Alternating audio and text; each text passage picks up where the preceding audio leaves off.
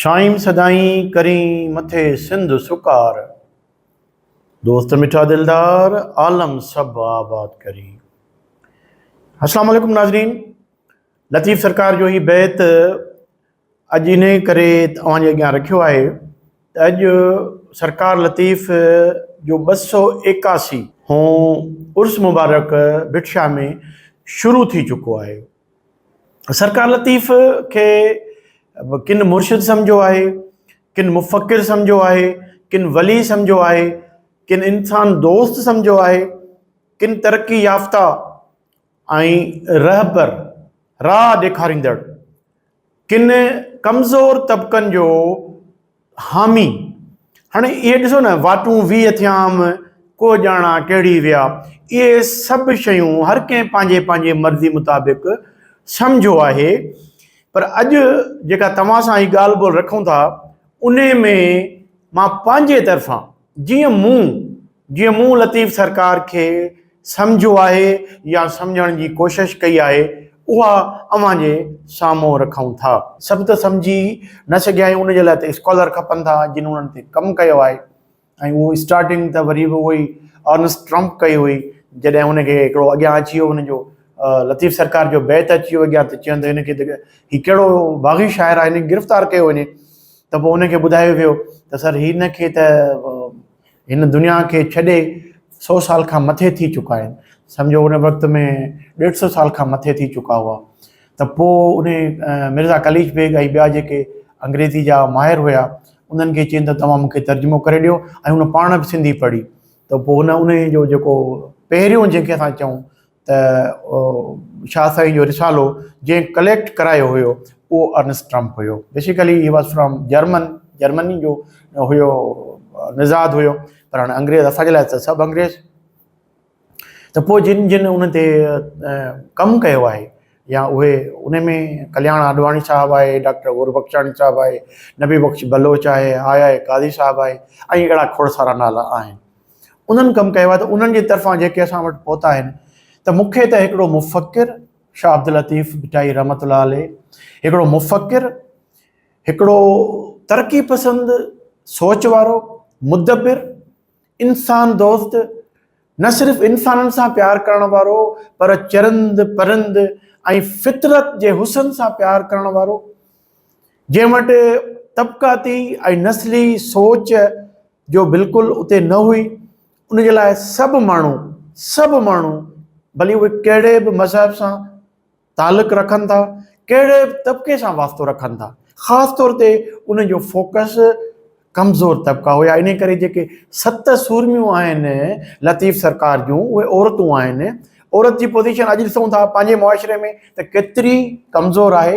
ऐं तव्हां अॼु खां 300 साल पहिरीं या 325 साल पहिरीं, छो त शाह साईं जो जनमु थियो आहे 1689 ईस्वी में, ऐं उनजो इंतकाल थियो आहे 1752 में।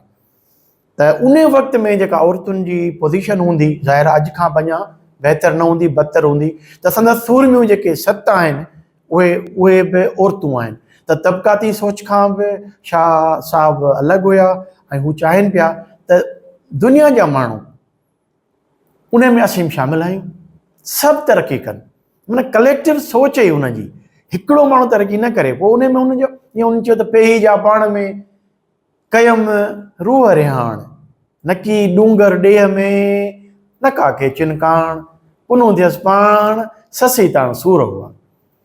त हुन माण्हू खे इहो ॿुधायो आहे त पंहिंजे अंदर में तूं झाग, पाण ई जल जलालहू, पाण ई जान जमाल, पाण ई सूरत पिरीअ जी, पाण ई हुस्न कमाल, पाण ई पीर मुरीद थिए, पाण ई पाण ख़याल, सभु ई हाल मंझां ई मालूम थिए।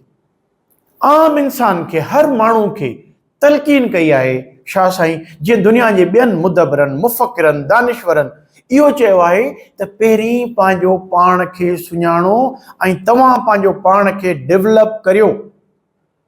जेकॾहिं पीरी मुरीदी में लॻंदो साईं असांजो मुर्शिद ई फलाणो, बसि इहो कुझु करे, असांजो हीरो ई फलाणो, असांजो लीडर ई फलाणो, त पोइ तव्हांजी शायदि जेका ज़िंदगी आहे उहा बहितर न थिए। उन जे लाइ ज़रूरी आहे त पंहिंजो पाण खे डेवलप कयो। शाह साईं जो जेको मूंखे सम्झ में आयो, जेको हुन जो आफ़ाक़ी मैसेज आहे, उहो इहो आहे हर इंसान जे लाइ। इंसान में औरत बचे थी, मर्द बचे थो। असां सरकार लतीफ़ खे हींअर हिकिड़ो जेको सेक्ट आहे उनखे सिर्फ़ु मुर्शिद या पीर या वली जे तौर ते माण्हुनि जे साम्हूं पेश कयो वियो आहे। पर जेको ॿियो साञावंद सोच वारो तरक़ी पसंदि माण्हू आहे, उहो सरकार खे उहो रहबर सम्झे थो पियो, सरकार अब्दुल लतीफ़ खे। त उन रहबर जी जेका तइलीम आहे उन खे पिराए असां दुनिया में मुहबत जो पैगाम, पंहिंजी तरक़ी जो पाण खे ख़ुदि खे पैगाम, ऐं जेका हारमोनी आहे, मज़हबी हारमोनी, नस्ली हारमोनी, मुआशी हारमोनी, पाण तव्हां ख़ुशहाल बि थी सघो था पिया। इहे सभु शयूं आहिनि। उन जे लाइ उन महिनत जे लाइ चयो आहे न, त एतिरी तव्हां महिनत कयो। त जीअं उन जो हिकिड़ो आहे बैत आहे, जित न पखियुनि पेर उत बि टिमके बाहिड़ी, ॿियो ॿारींदो केरु खावड़ियुनि जे खीर ॾिए। तो इहे जेके असांखे मतिलबु तव्हां जेकॾहिं ॾिसो, जंहिं बि असां त उन खे ईअं सम्झो कि जुज़ आहे हिकिड़ो, त समुंड आहे लतीफ़ सरकार जो जेको पैगाम आहे, जेका शाइरी आहे, जेको फ़िल्सफ़ो आहे, उन मां जेकॾहिं असांखे थोरो मासो मिले माल त पूॼारा पुर थी।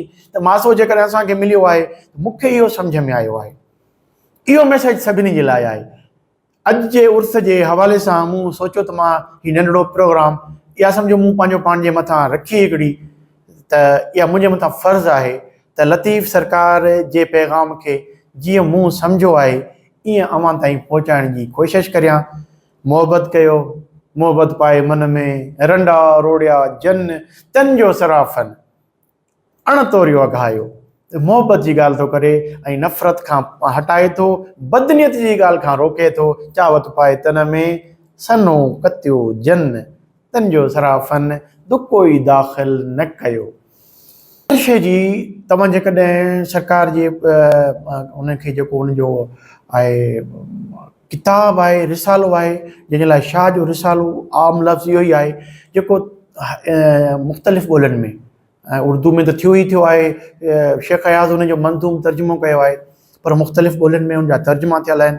पर जेकॾहिं सिंधी में बि असां पढ़ूं ऐं उनखे कोशिशि कयूं सम्झी पढ़ण जी, ऐं भली जेके उनखे उन मंझां हर जेको असांजो शाइर आहे रूहानी राज़ ॻाल्हि कंदो आहे, भली उन मंझां असां उनखे मना कोन था करियूं, पर जेको हिन धरती जे लाइ ऐं हाल जे लाइ हिन वक़्तु जेको गुज़रे पियो, माण्हू पंहिंजो पाण खे बहितर कीअं थो करे सघे, उहो जेकॾहिं असां उन मंझां सबक़ु सिखी वठूं ऐं असां उन ते अमल करियूं, त यकीनन असांजी ज़ाती, समाजी, मुआशरती बहितरी ईंदी ऐं मुहबतूं वधंदियूं।